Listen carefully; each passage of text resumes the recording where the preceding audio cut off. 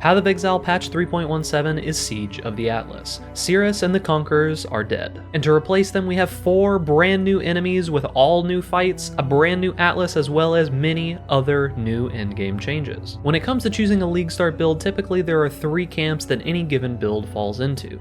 A build that is focused on clear, a build that is focused on bossing, and one that is kind of a hybrid of the two. The Skeleton Mage's Necromancer finds itself on the bossing side of things, however, there's a bit of a caveat when it comes to this build. What I would say that this build particularly excels at is encounter-based enemies. Now this does include bosses, however I would say this also includes things like the Simulacrum or Blighted maps and things like that, where there is a certain area that you have to take control of, something that you need to do large amounts of damage in that small area. Coincidentally, Arch Nemesis League should be something similar to this, so it should be a pretty solid build for farming that league mechanic. The reason for this is that when you do summon skeleton mages, they stay in place. We also are using Vol summon skeletons that summons a large amount of minions, and when all of those minions are together, we have pretty much complete control over whatever area we've summoned those minions into. One of the major strengths of this build is the overwhelming amount of minions that you can actually spawn in one single small area. Enemies get confused, projectiles get absorbed, it's very difficult for any damage to make it through this giant wave of bones and actually make it to your character. Now in the case that one of these projectiles, abilities, slams, or any other thing actually does make it to your character, we have invested adequately in defenses to be able to take care of pretty much whatever we need. This build scales armor as well as block and spell block to become significantly tanky against pretty much all sources of damage. Our armor prevents us from taking physical damage while also boosting the efficacy of our Molten Shell, which allows us to take significantly less damage when we put it on our left click. On top of this, it is possible to get max block and spell block on this build, causing us to completely ignore 75% of all attacks and spell hits that come our way. We also do have some sources of max elemental resist that are possible for this build, but those are typically later investments that you have to make on your gear. Now I've talked a lot about taking less damage, but this build also has adequate ways to recover health as well. We take the Divine Armor Keystone, which is going to make it so that anytime that we reduce the amount of physical damage that we're taking, that is going to be given back to us as some of our energy shield. On top of this, we utilize a life gain on block shield, which, as I said before, 75% chance to block all attacks and all spells, to replenish our health pool extremely quickly. So between a legion of minions, tons of defenses, as well as adequate recovery, this build is quite hard to take down once you've properly invested into it. Now before we get much further into this explanation, I do want to make sure that you are aware of one very vital piece of information when it comes to playing this build. There are 2 pieces of gear that are absolutely required before you can actually play skeleton mages. That is the Dead Reckoning Jewel. This allows us to actually summon skeleton mages, and a notable on a medium minion life cluster jewel. This notable is called Blessed Rebirth. What this allows us to do is that whenever we spawn a minion, for the first few seconds of it being alive, it is immune to taking damage. This is the only way that we can realistically keep our skeletons alive in certain circumstances where there's tons of boss AoEs or damages coming out. Now don't worry too much, as historically the Dead Reckoning Jewel is not insanely expensive. The very first day or 2 it is, however it goes down in price quite quickly. As for the medium cluster jewel, this should be extremely easy to obtain. It takes roughly 50 alterations, I think, on average to roll this on a medium minion life cluster, which are typically not in too high demand. Now if you're asking, well, if I can't start until I have specific unique items, how am I going to level this build? Well, that's where Absolution comes in. I'm going to talk a little bit about Absolution, but if you want a more in-depth explanation on how to League Start and what this ability does, I do suggest checking out the video in the top right corner now, where I did a full SSF Fresh Start Absolution run to Cirrus. It goes much more in depth than I will go in this video if you want more information about leveling. But the short version is that Absolution is a lightning damage spell that when you apply a debuff with it to an enemy and that enemy dies, it spawns Sentinels of Absolution.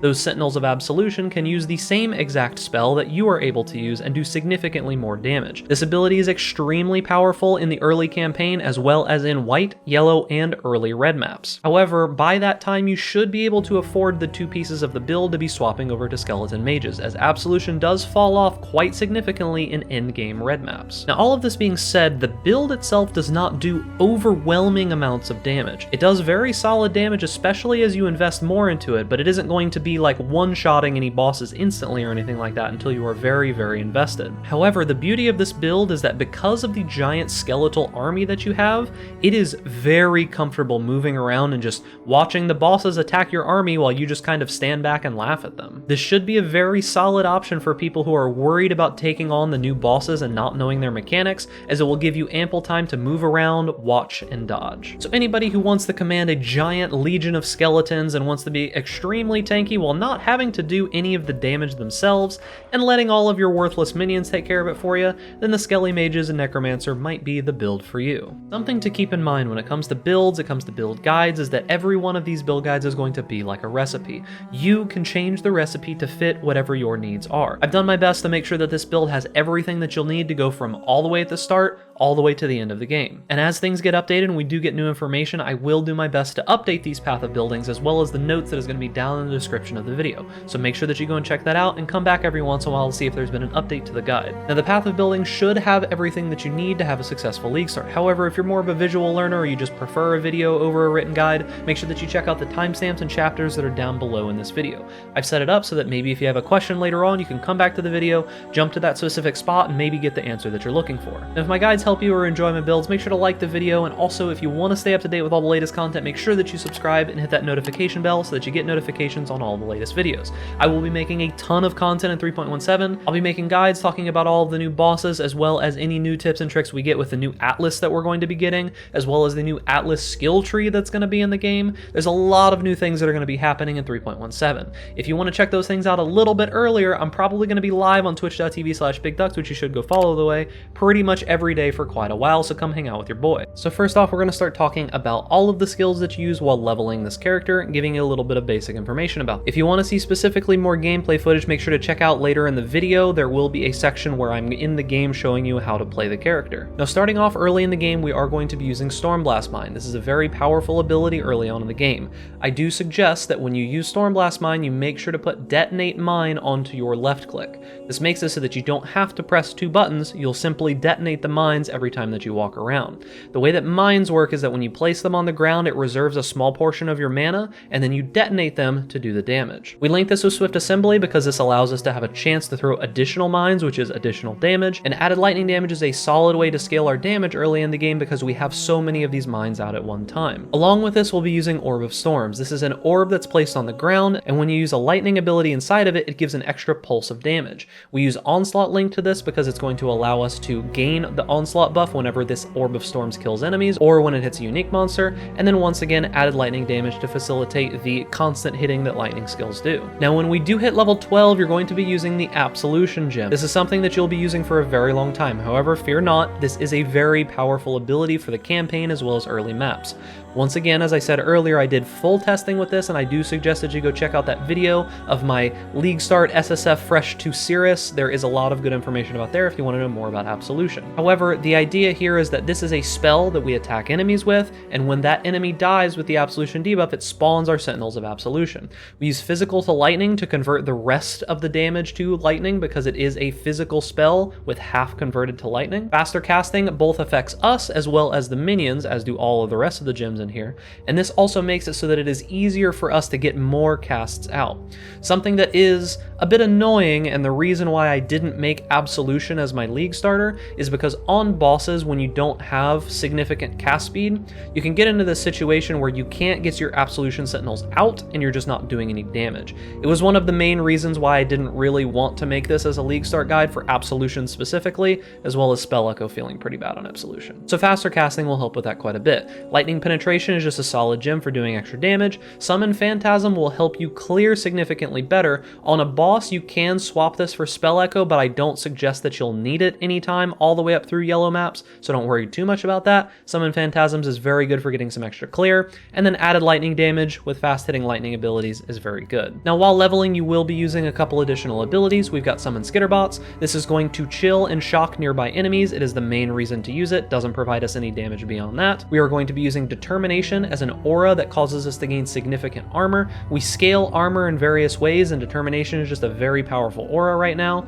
We are also using Defiance Banner to help scale that armor even further. When combined with other sources of armor, it is very powerful, and it does reduce the critical strike chance of nearby enemies, although that's not a huge deal early on in the game. For movement, I do suggest that you use Flame Dash. It is simply one of the best movement skills in the game that is left. It's instant if you don't spam it, so if you only use this every once in a while, it will be an instant cast. If you spam it, it gains a cast time. As for additional minions, we can use Raised Spectres. I do suggest that you check out the notes. There will be a section on which specters you should grab. In Act 7, in the Ashen Fields, is going to be when you can grab both of the early specters. I suggest getting some Carnage Chieftains there as soon as you can.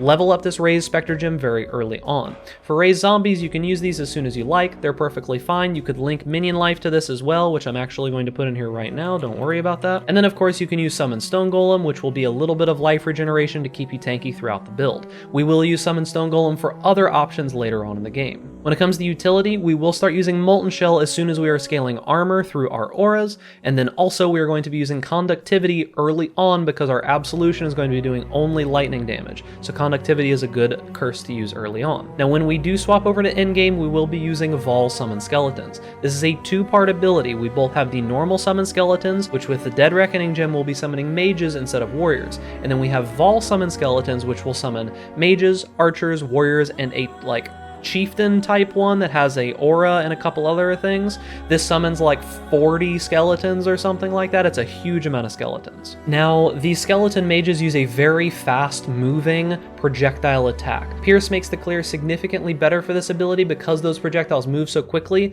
They pierce through multiple enemies and can clear very, very well. Pierce also does have a more damage multiplier on it, which isn't too bad. Lesser multiple projectiles is going to help us clear. You might be thinking, well, you could use greater multiple projectiles instead. However, I feel that the additional clear you get out of GMP is not worth the damage that you lose. Because you have so many skeletons firing so many abilities at one time, it really isn't worth it to use GMP in my opinion, unless you are maxed out on gear and maxed out on damage to the point where you're one-shotting everything. Of note, when you're fighting difficult bosses, think like the new big boy bosses and Maven and Cirrus and Conquerors and Shaper Elder, you will be swapping out lesser multiple projectiles for slower projectiles. A note, you can use Hypothermia instead of slower projectiles, but it's slightly less reliable if you aren't chilling the boss consistently. Spell Echo is very powerful because this is going to allow us to summon 2 sets of skeletons at one time. This also does affect the damage that the skeletons do, because if you notice when I disable this, the skeletons cast a lot slower.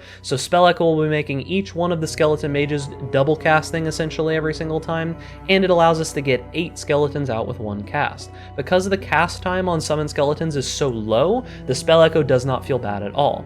Minion damage, pretty self-explanatory. They're minions, this makes them do more damage. We don't have to worry about the less maximum life because they're immune to damage for the first few seconds that they come out, and that's all that really matters. Controlled Destruction is more damage and less crit chance. These skeletons have very poor crit scaling, so it isn't really that big of a deal if we remove some of their crit strike chance. The only thing this does is it's going to remove some of their chance to be using their ailments because they do use lightning, cold, and fire projectiles, but for the most part, this isn't too big of a deal. Now, in our trigger wand, which I have talked about how to craft and such in the notes, we're going to be using Bone Offering, Desecrate, as well as Life Tap. The reason we're using Life Tap is because Bone Offering and Desecrate are going to be costing a lot of mana, especially with the trigger, because the trigger is going to make it so that you cost 150% more of whatever the spell is. This build does not have a ton of mana and relies on mana regeneration, which I'll talk about in a moment when we're talking about the tree. So having Life Tap linked to these makes it significantly easier to keep these two abilities going constantly with your trigger wand. Before you have a trigger wand, you're going to just be manually casting Bone Offerings every so often and Desecrate before Bone Offering on bosses. This first set of auras is going to be auras that can be slotted into any extra slots that you have on any piece of gear. Make sure to be careful that you're not linking it with any support gems that are going to increase the cost, but it doesn't really matter where these go. They can go into any open slots that you have. Tempest Shield is going to be giving us Spell Block, which is really powerful. We gain 25% 25% spell block from using this, as well as immunity to shock. You can get an alt quality of this that is typically very expensive. Divergent gives you an additional 2% chance to block spell damage, but expect that to be very expensive. Once again, Determination is helping us scale significant amounts of armor, as well as a Defiance banner. Our second set of auras must be linked together because we are going to be using them with Generosity. The idea here is that Vol Haste as well as Zealotry don't help our player character very much, but they do significantly boost the damage of our skeletons. Generosity is going to make it so that these auras have significantly more effect, with the downside of not affecting us, which doesn't really matter. Of note, we are only using the Vol version of Haste. Think of this as like a cooldown that you can pop during bosses or difficult encounters. Zealotry is mainly going to be used here for the more percentage spell damage. Increased crit strike chance is fine, but they don't have good crit scaling. And the non-minion allies, we're not going to have any non-minion allies, so they're not really going to be able to create consecrated ground, and it's not going to be affecting us, so that won't do anything. For the rest of our support minions, once again, we're using Raise Spectres, Raise Zombies, and Animate Guardian, and linking them to minion life. For the Raise Spectres, we're going to be using Carnage Chieftains and Host Chieftains, which are available from Act 7 in the Ashen Fields. These provide us Frenzy charges as well as power charges. There's more information on Spectres in the notes, but beyond that, we're going to be using an Arena Champion, which is a Drox-influenced mob. It gives us like a small Onslaught buff that lasts for a short amount of time. It's not actually Onslaught, but it does the same things. And then if you have room for a fourth Spectre, we'll have to see if there's any new Spectres that are very powerful coming in from the new expansion. There might be some new mobs or something like that. But beyond that, you simply would be using another Carnage Chieftain, or the fourth one would be adding in the Arena Master. To get that fourth Spectre, you're going to need to have the +2 from the Ascendancy. You're going to need a +2 helmet, and then either a +1 to minion gems, +1 to all gems, or a level 21 Raised Spectre gem to be able to get that fourth Spectre. When it comes to zombies, these are just summon them as best you can, try to keep them alive. They're just going to be another wall of minions to help you out. The Animate Guardian is an annoying ability, if I'm going to be perfectly honest with you. This is my least favorite ability in the game. I actually think it is the worst ability in the game, while also being one of the most powerful abilities in the game.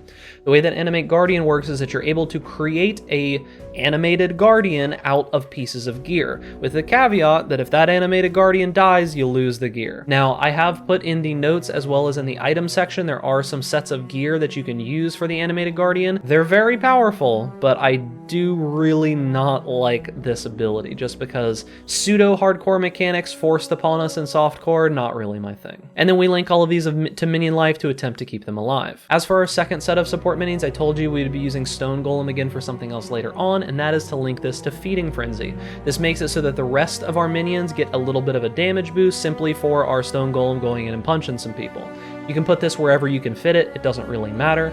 There is some flexibility in the placement of this gear. You can probably pair this along with some of the auras and not worry too much about it. And then last but not least, we are using Flame Dash once again for our movement, Vol Molten Shell as kind of like a big defensive buff, and then normal Molten Shell on left click, and then we are using Sniper's Mark as our curse/mark. In Path of Exile 3.17, marks are going to be permanent, so you can just place this on an enemy one time like a boss or something, and not have to worry about reapplying it. So previously you would use something like an Arcanist brand to keep it going, now they're just permanent, you don't have to worry about it. Sniper's Mark makes it so that when we are fighting bosses, they're going to be taking significantly more damage from our little minions, and because projectiles which hit the enemy split out, it will be killing all of their little extra things around them as well. Now talking about the gear, starting with the budget gear, the budget minion wand is going to be just a convoking wand which allows you to roll minion modifiers. You're looking for whatever minion gem stuff that you can get.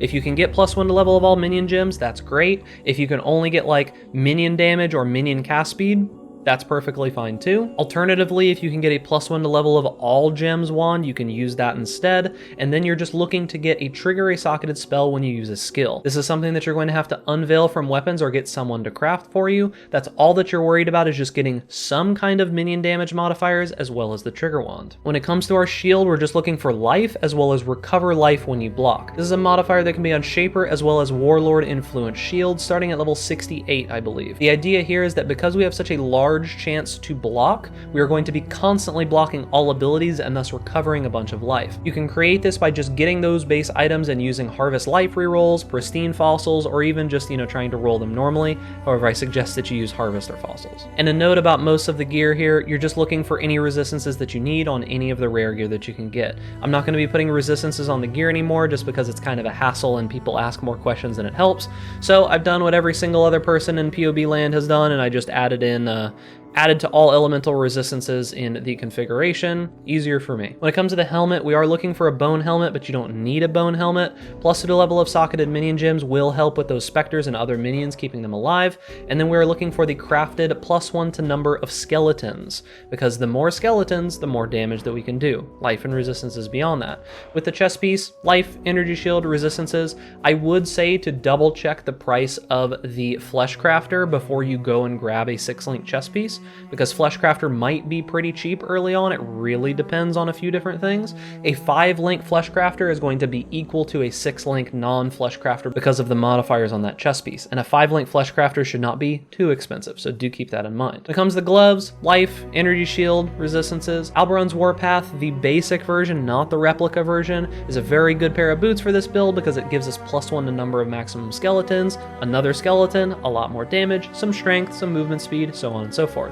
This is like a 1 chaos unique most of the time, shouldn't be too expensive. The budget skeleton amulet is going to just be +1 to the maximum number of skeletons. Once again, more skeletons, more damage. You can alteration roll this pretty easily. You could just use extra harvest crafts to roll this pretty easily. Ideally, you're going to want to get a +1 maximum skeletons and +1 all gems or +1 int gems.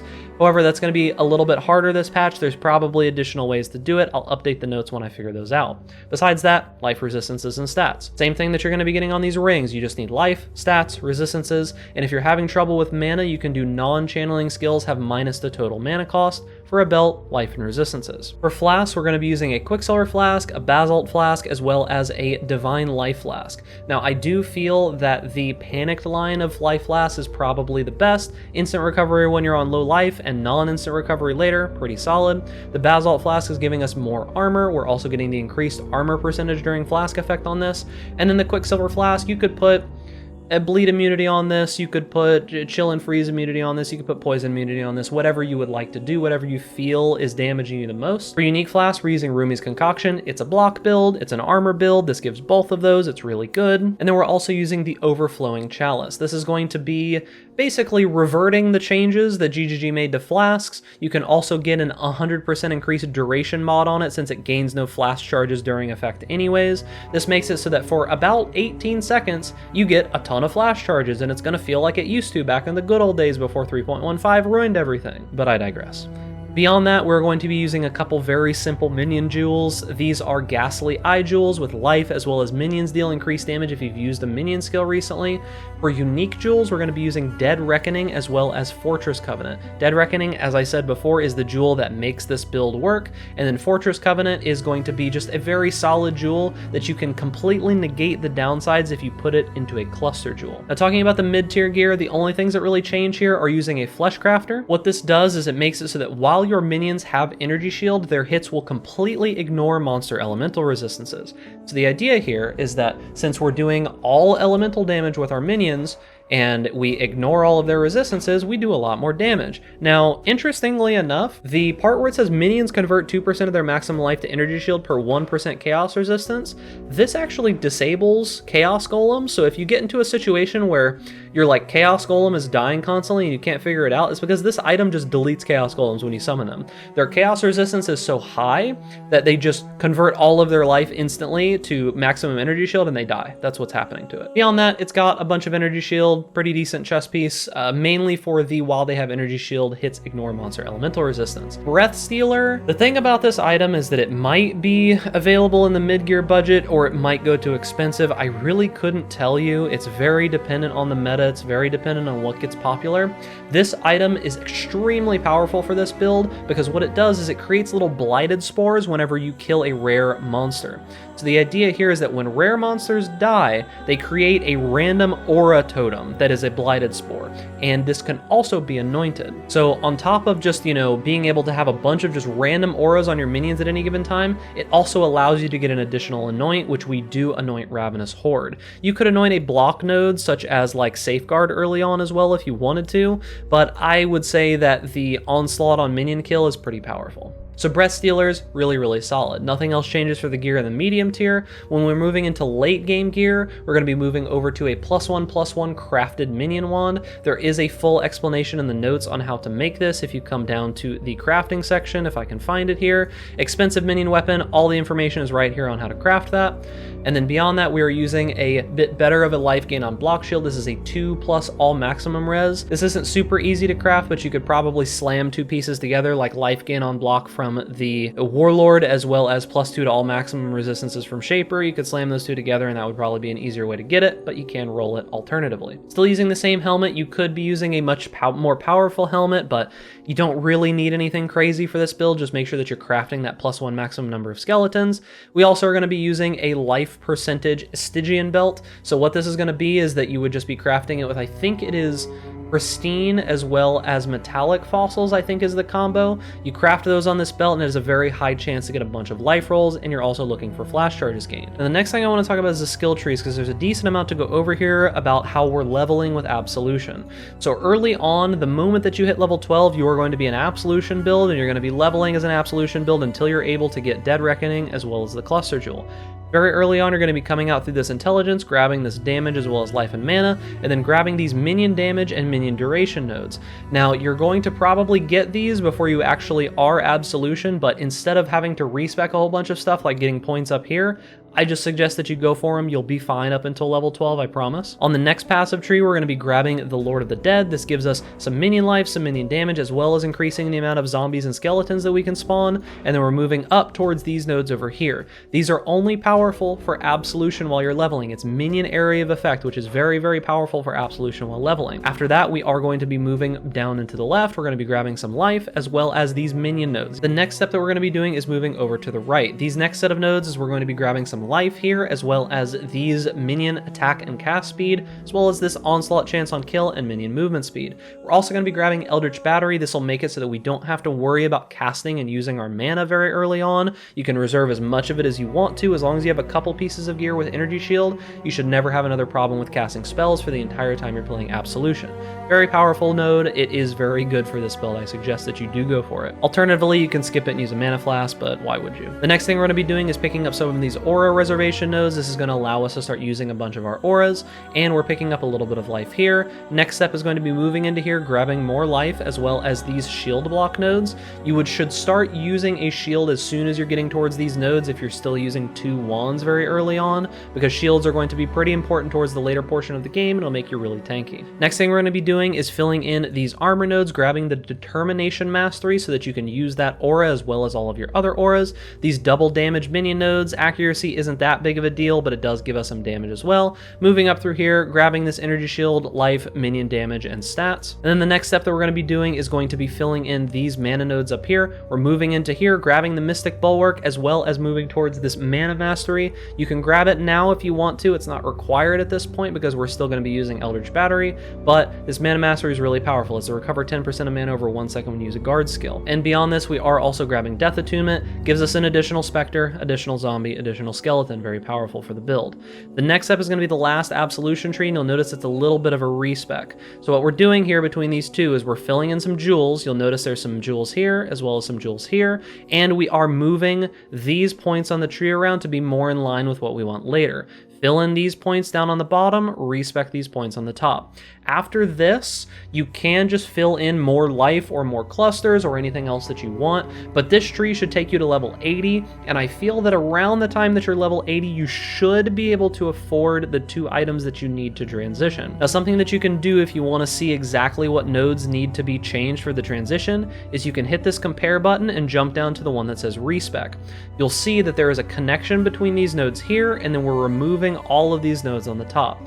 Now, do be warned that if you are removing this Death Attunement section here, you're going to need to anoint this Death Attunement node. Alternatively, what I would say is you just change these 2 nodes for these 2 nodes, and then move everything else accordingly. You can get rid of these Minion Area of Effect nodes because that's not going to matter on our skeletons, but you really do want to keep this Death Attunement regardless. Also, we're removing our Eldritch Battery because we don't need it anymore, and filling in a couple extra things down here on the bottom. Now, talking a little bit more about this respec, we are also filling in these recoup nodes. You can take these out as soon as you feel comfortable. Once you've got the life gain on block shield and once you've got your defenses and everything covered, these recoup nodes aren't useful, but they're still okay. You could keep them if you wanted to. Recoup is a pretty powerful mechanic. Also, on top of all of the things that we changed down here, make sure you are filling in this Mana Mastery. Very important, especially since we're going to be using left-click Molten Shell. We are filling in the Dead Reckoning Jewel. It is one part of the necessary pieces to be able to swap over to the Summon Skeleton Mages. And then on top of that, we are, as I said, filling in Divine Shield and grabbing the Blessed Rebirth Medium Cluster Jewel. This is required for the build to work. As you can see, it says minions created recently cannot be damaged. Information about crafting this and such is in the notes of the path of building up here. When it comes to the actual Ascendancy Points, you can kind of do this in a couple different ways. I would suggest immediately beelining for Unnatural Strength, and then you can choose Commander of Darkness or Mistress of Sacrifice, either or. If you have a Trigger Wand, I would say Mistress of Sacrifice first. If you don't have a Trigger Wand, then go Commander of Darkness first. Uber Lab is much easier to get nowadays, so I wouldn't worry too much about it. I would definitely go for Unnatural Strength first, though. Now, when it comes to the different trees that we have access to here, there is a no cluster setup, but keep in mind that's with an asterisk. You still do need this medium cluster, it's just not the big cluster and everything else going on. This tree is going to be just putting in all of the useful points that we can possibly find, mainly those being down here. These are a bunch of life as well as jewels. And then we have the tree that I think is a little bit more ideal, which is going to be the cluster setup. This is going to assume that you have some of the mid-tier level of gear, meaning we're removing all these points up at the top because we have the 2 anoints. And then we are going to be using a large minion cluster. Get whatever nodes are available to you. Call to the Slaughter is very easy to roll and very, very good for this build, as well as Raise and Pillage. All of the other nodes are perfectly fine as well. We're going to be using 2 medium clusters, and then make sure that you look for this Life from Death node. This is not necessary, but this is very, very powerful for keeping your other minions alive, because we do have specters and zombies and a golem, and sometimes on certain fights, those specters and such can die really easily. This makes them extremely tanky. Beyond that, we're just looking for any other good damage minion nodes that we can possibly get. We're still using the same Blessed Rebirth, but now it has a Feasting Fiends, and on top of that, we're using a Rote Reinforcement Small Cluster Jewel. You would think this is for the endurance charges, but it's actually for the block. 4% chance to block attacks as well as some life is pretty solid. The endurance charges are nice as well. Beyond that, the same nodes down at the bottom, we've removed these nodes over here in lieu of these nodes here.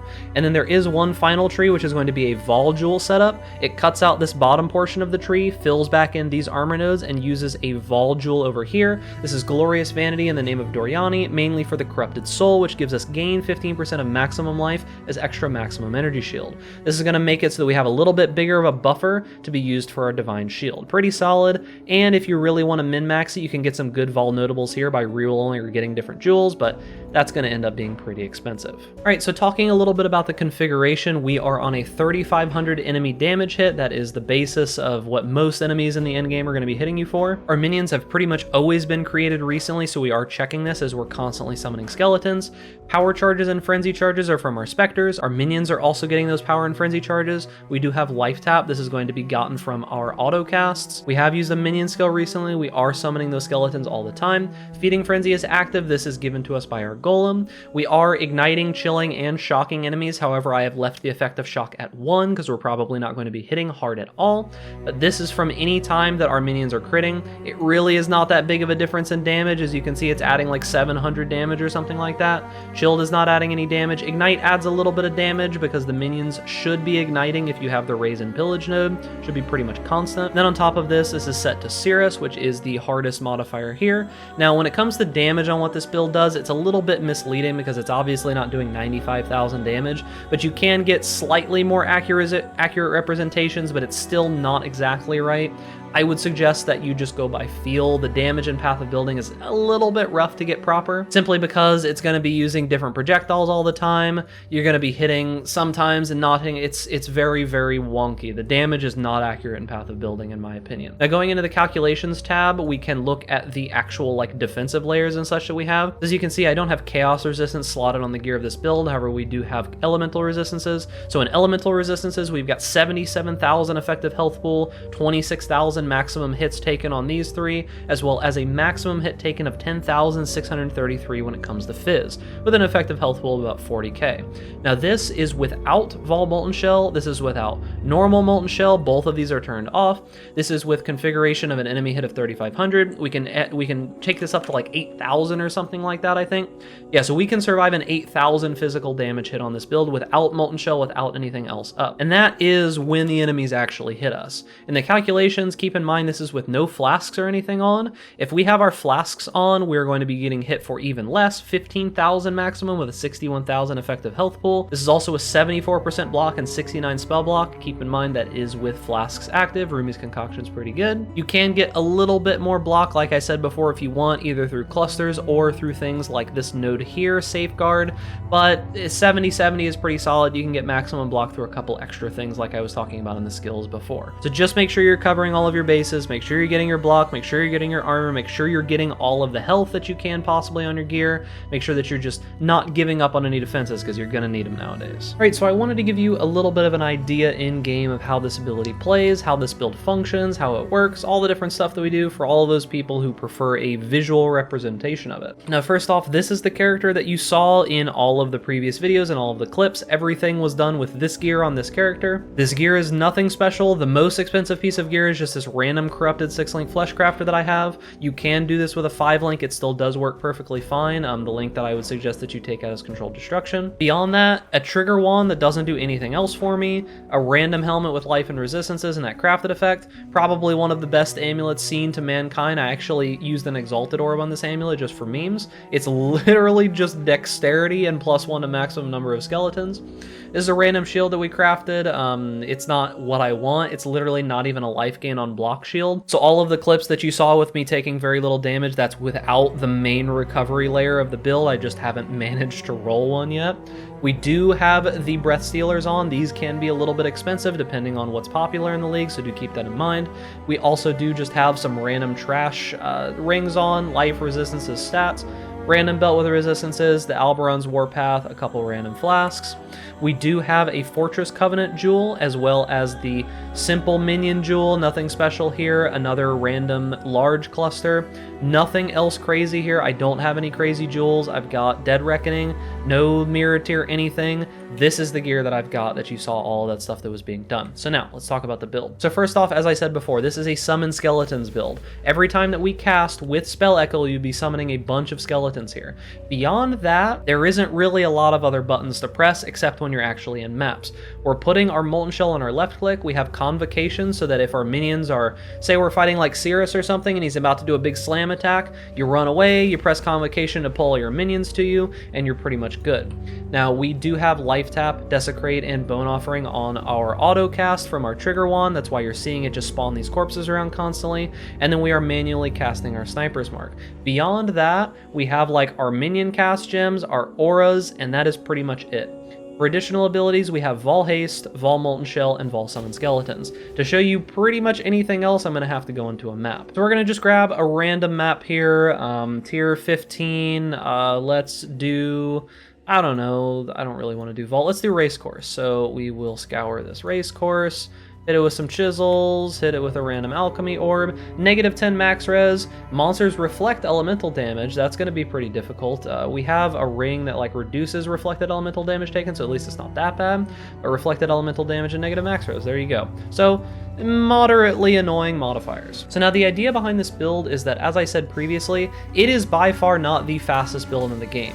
However, you have so many minions out that you really don't have to worry about very much when you're running around. And if you do get the life gain on block shield, which I just unfortunately have not been able to roll, I've tried a lot and I just can't get lucky enough to get it. It's not a hard thing to roll. The average chance of it with like fossils and everything else is not that high. but I can't seem to manage it. This is what those little, the little things that the gloves spawn, you can see how it's just slowly losing life. These each just have an aura. As you can see, I've got Discipline on right now, and it gave me like 2,000 energy shield. The gloves are really super powerful. But the idea is this kind of works like a better version of a totem build. So if you're wanting like a totem build and you don't want to deal with all of the extra garbage that comes along with it, like if you don't like if you're coming here after watching someone play like the explosive arrow ballista build or something and it didn't vibe with you, this might be a little bit better just because functions like a totem build with none of the annoyance, because you actually get like 8 minions instead of one little minion boy, and the minions move around and cast and block stuff for you, so it's pretty good.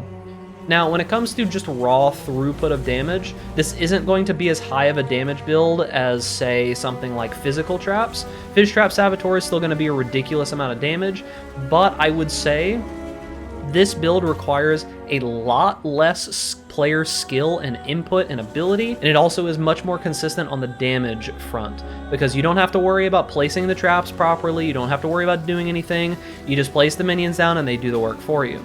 Now, I want to show you here, maybe when we get up to the boss, how Vol Summon Skeletons works. We're pretty close to the boss, but we'll kill a few more minions here. Now, with Vol Summon Skeletons, you really can use this pretty much whenever you want. It doesn't require like a huge time of cooldown, but you want to make sure that it's pretty much always up whenever you are fighting a boss. Oh yeah, and my gems aren't leveled completely. I have like a bunch of like level 15 and 16 gems and stuff like that. So you run up to the boss, you hit Vol Summon Skeletons, it summons like 40 skeletons, you hit your aura, you put your curse on them, and you kind of just stand here and you wait for your giant legion of mobs to just kill everything for you, right? Now, the one downside is that you can't convocate any of these skeletons around, so you really do need to choose where you place your Vol Summon Skeletons relatively well. Because if you place it like way off to the side or something, they're not going to move where you want them to, and mages don't move at all. However, you can respawn the mages pretty much constantly, you don't need to worry about that. But this is a tier 15 map, we're on Awakener 8, as I said before, negative max res, monster reflect LE, hexproof, not crazy map mods, but relatively comfortable, build moves pretty fast, as long as you're keeping your flasks up, it's not too big of a deal, getting good movement speed, does adequate damage, decent clear, decent boss damage, and overall a pretty solid build. Hey, and I'm also probably going to be playing this build as my league starter as well. And that is going to be it for the video. Now remember, if you have any further questions about something that goes on with this build, make sure that you come back and check this video. It's got a bunch of information in it. If it's not in the video, double check the notes in the path of building that's linked down in the description. The notes I update whenever I can. I try to keep as much information as I can in there. If none of that has helped you, comment section, everything else, make sure to join my Discord. It's linked down in the description. There's a bunch of helpful people in there, but do keep in mind they're not like there just to answer questions for you. There are a couple helpful souls that might be around, and if you can answer a couple questions at the same time, try to pay it forward. It's an excellent build. I think this is probably going to be my personal league start. I'm going to do the Absolution into the Summoner Skeleton Mages,